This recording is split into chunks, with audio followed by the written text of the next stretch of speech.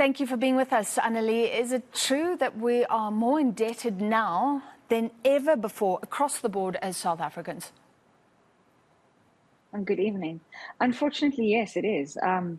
Based on the economic climate that we've been seeing for the past 2 years, specifically with the interest rate hikes, South Africans are drowning. We're really struggling. The cost of living crisis on the one side of our budgets and soaring debt repayments because of interest rates on the other side. Absolutely, we're in a very difficult position.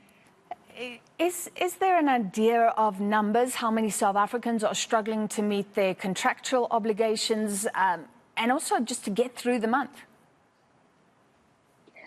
Officially, the last statistics we got was in the third quarter of last year. So it's not, it's out by about 6 months.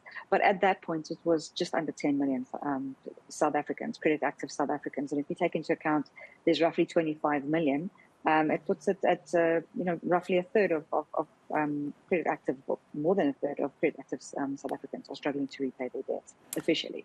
Okay, so 1 in 3 at least struggling, and the relief that was Absolutely. due to come in terms of falling interest rates has been pushed out. Economists are now talking about later this year, even next year.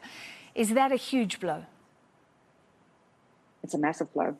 The reality is the unfortunate factor that's been the biggest contributing one is the inflation. The fact that we are not getting inflation to the 4.5, which is what the Reserve Bank wants, is what's halting the interest rates coming down. And we've seen that, across the world, they're at least starting to see scenarios where